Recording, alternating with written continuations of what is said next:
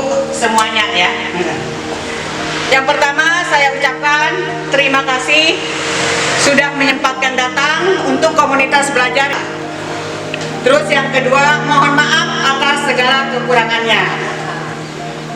Langsung aja ya Pak ya. Langsung ke Bapak aja ya Pak ya. Ya, ya. Mana Pak? Memulai dulu dengan membaca. Oh ya, lupa. Kita buka dengan membaca basmalah. Bismillahirrahmanirrahim. Hai Bapak Kepala Sekolah. Mangga Pak. Waalaikumsalam warahmatullahi wabarakatuh. Yang saya hormati keluarga dan panjang-panjang. guru. Tadi juga minta. Alhamdulillah, terima kasih atas kehadirannya. Kehadiran Allah SWT yang senantiasa mencurahkan segala nikmatnya kepada kita.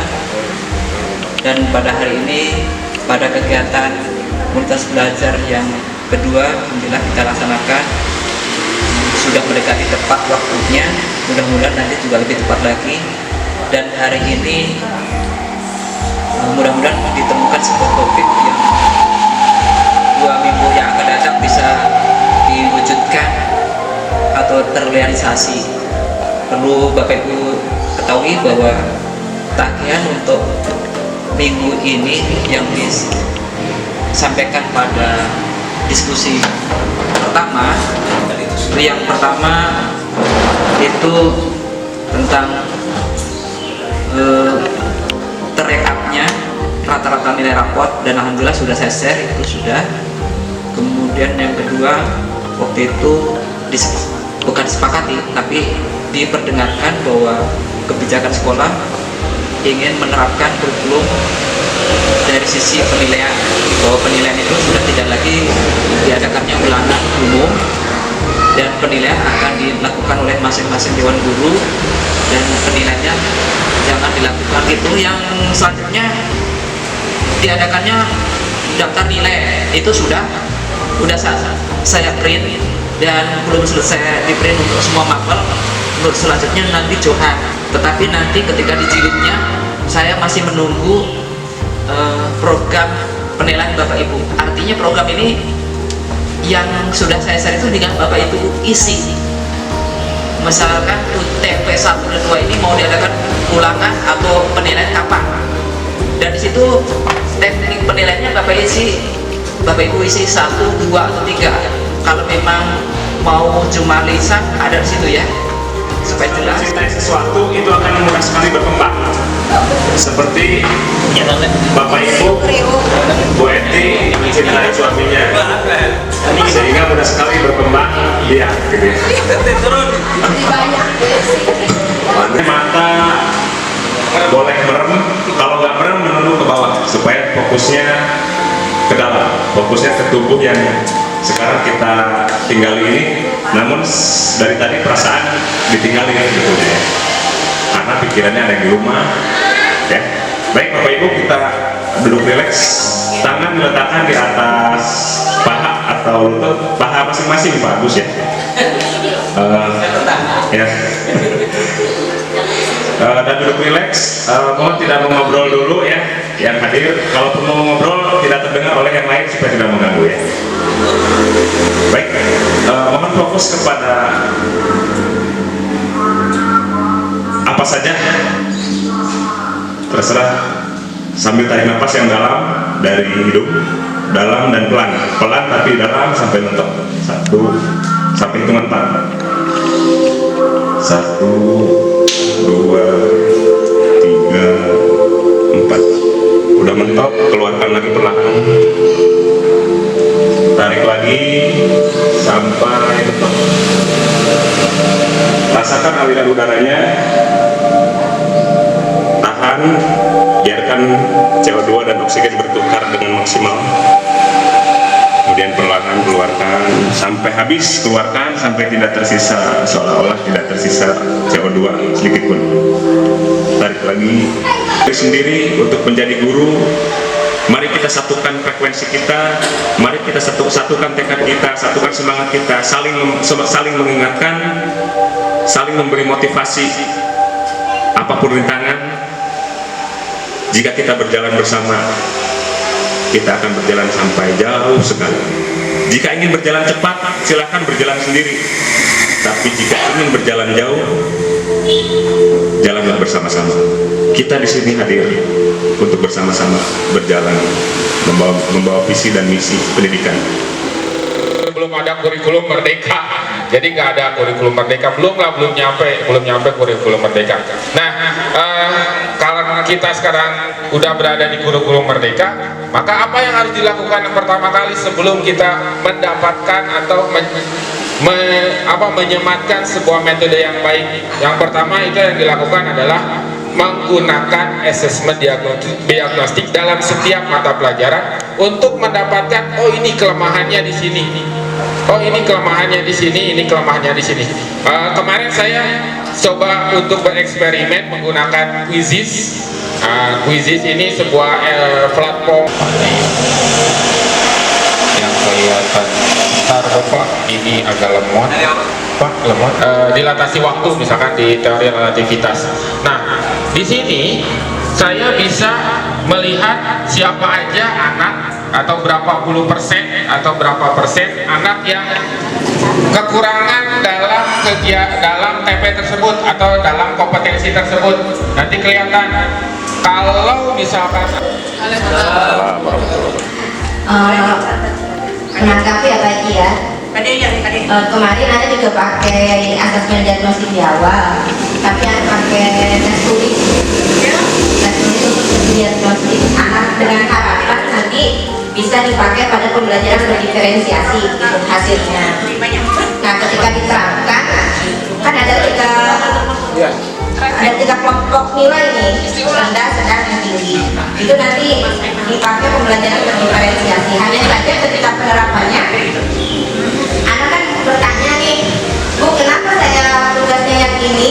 Kenapa saya berbeda? Ini juga agak beda ya Bu ya. Jadi kalau saya sendiri pertama bertanya, kedua nanti nanggapin dikit. Nah, soal perbedaan persepsi nanti diterangkan lagi oleh pemateri. Oh, bukan pemateri ya? Apa ini? Oh, nggak ada pemateri. Oke. Tadi kan ada pretest post test ya. Sedangkan kalau asesmen diagnostik kalau tidak salah ya, ini persepsi saya bahwa materi yang saya teskan sebelumnya itu adalah untuk juga menganalisis materi prasyarat yang akan dihadapi itu memang sudah benar dikuasai oleh si siswa atau belum. Nah, sedangkan materi prasyarat itu kan dalam tanda kutip bukan materi yang mau diajarkan, materi yang memang sudah lalu. Nah, sedangkan di sini saya bertanya apakah supaya kita bisa melihat pada saat kompetensi ini, oh iya dia naik benar. Kenapa? Pada saat pretest ya, pada saat sebenarnya saya juga masih lemeng-lemeng antara asesmen diagnostik, pretest dan post test. Tapi untuk melihat saya mencoba anak menjadi aktor memerankan guru di SMA Negeri 7 Pandeglang. Ada anak yang mahir betul dari visual, dari gestur sudah tepat. Tapi anak ketika memerankan gestur maupun ucapan, pemansen, ada persis banget dengan seorang guru. Dari pengucapan, gerak bibir dan sebagainya. Tapi ada anak yang ketika diperintahkan untuk melakukan itu dia tidak mau. Kenapa? Karena ada di benak dia ada larangan untuk memvisualkan. Tapi coba deh buat kalimat yang ada lain. Jadi gini maksudnya, ternyata ada anak yang bisa menjadi aktor, ada anak yang hanya bisa menjadi sutradara, ada juga ini bikin keripik itu begini caranya, bumbunya ini pasti sama. Jadi diferensiasi itu tidak seperti itu. Ini singkong silakan mau masak sendiri tidak. Makanya bebaskan dulu mereka. Setelah dibebaskan langsung mana diantara enak silakan cicipi bersama-sama. Ada yang paling enak. Nah yang paling enak itu ini. Yuk kita buat bareng-bareng. Caranya seperti apa? Tampilkan dia. Dan itu pasti semuanya rata. Singkong tadi ya dari Pak Agus aktor, dari Pak Pandu mana pindah ya? Astagfirullah. Nambah. Nah ini menginspirasi juga. Pak Pandu nambah. Dari yang lainnya ditunggu. Siapa tadi Bu Aul ya? Oh sudah diwakil. Pengalaman selalu. Ayo. Wes, eleh. Mau sama? Oh, udah mau. Oh, pamit. Assalamualaikum warahmatullahi wabarakatuh.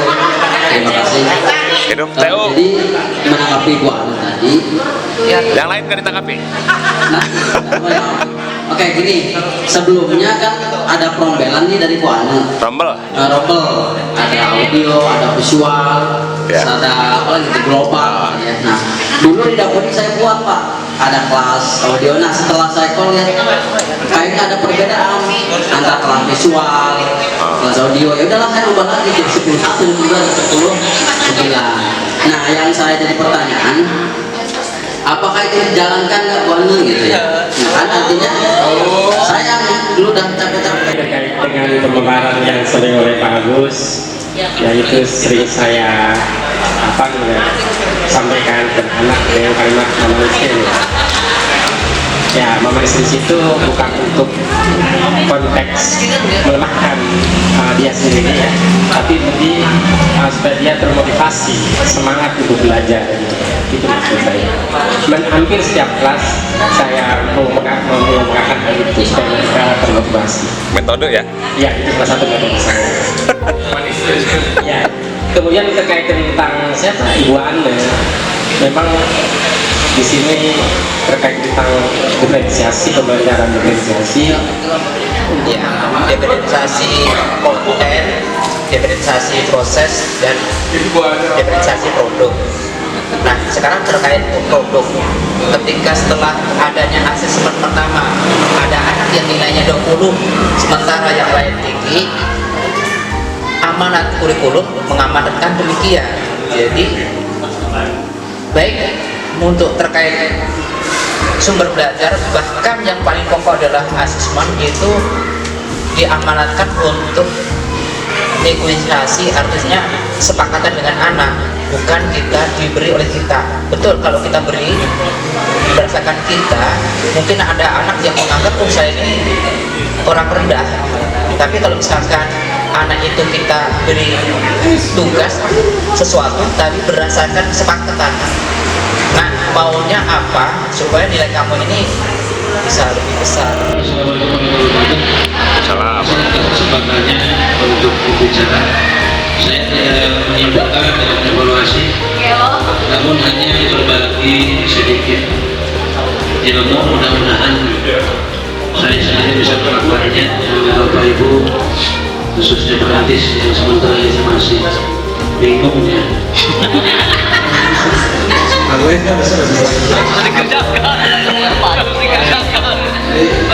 Adis tinggal komunikasi aja nanti Bapak Dadang dengan saya. Setelah saya mengikuti iklan beberapa hari yang lalu, Buset dah. Di mana yuk? ada materi yang saya masih ingat sekarang, makanya insya Allah anak mah boro-boro pengen baca seperti apa karena tidak pernah apa nanti kita sendiri yang kreatif dari sumber mencari metode dari misalkan 10 Mereka dengan metode mengajar dari video awal. Nah, pengalaman 2 minggu ini saya harus memberikan materi novel. Pertama, di situ anak diajak untuk menganalisis unsur intrinsik. Nah, metode yang pertama saya gunakan yaitu dengan cara memberikan anak sebuah cuplikan novel, nyari dulu yang menarik buat mereka. Tentunya kita juga harus tahu anak tuh seperti apa. Anak sekarang kan senangnya yang remaja-remaja kayak gitu. Dan cari cuplikannya. Saya kasih ke anak, saya suruh anak membaca secara utuh dulu. Kenapa? Karena nanti kamu harus menemukan tema dan amanat. Tidak secara keseluruhan dulu saya. Jadi mereka tidak disuruh mencari artinya bahwa kita berbicara ini adalah tentang proses pembelajaran. Kalau saya perhatikan dari awal sampai dengan tadi saya dengar ini adalah berbicara tentang evaluasi ataupun penilaian. Penilaian itu sebenarnya tergantung daripada pertama kita lihat tujuan pembelajaran dulu, sehingga kita bisa menggunakan metode apa yang harus kita sampaikan untuk tercapainya daripada aspek itu sendiri. Salah contohnya bahwa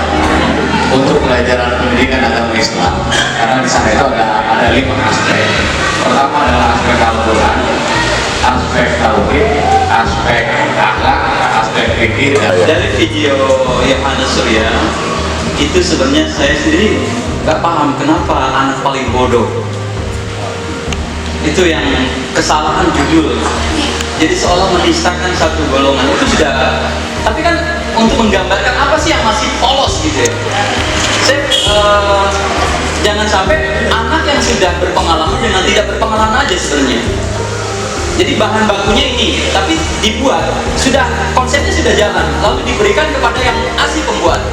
Intinya lain ladang, lain belalang, lain lubuk, lain ikannya, lain masakan, lain juga kokinya. Nah itu kan jelas. Ketika diberikan kepada koki yang jelas, masakan dan apapun bisa jadi enak. Jadi untuk manusia tidak ada bodoh dan pintar sebenarnya. Lalu di sini ada simpulan Fatibun nas ala qadri uqulihim. Jadi berikan seseorang itu berdasarkan kemampuan otaknya, kadar kemampuan otaknya. Jadi jangan sampai anak kamu usul aja nggak bisa. Langsung. Karena itu dari penilaian, yang kedua dari asesmen ya. Untuk penilaian penguasaan materi oleh guru terhadap soal yang dibuat dalam bentuk uraian. Membuat batasan atau waktu pengerjaan soal yang ideal agar sesuai dengan kebutuhan siswa dalam mengerjakan soal. Memastikan format penilaian dapat diisi sesuai dengan rencana yang telah ditetapkan sebagai acuan dalam nilai rapor. Yang asesmennya pentingnya asesmen diagnostik dan asesmen formatif atau surat.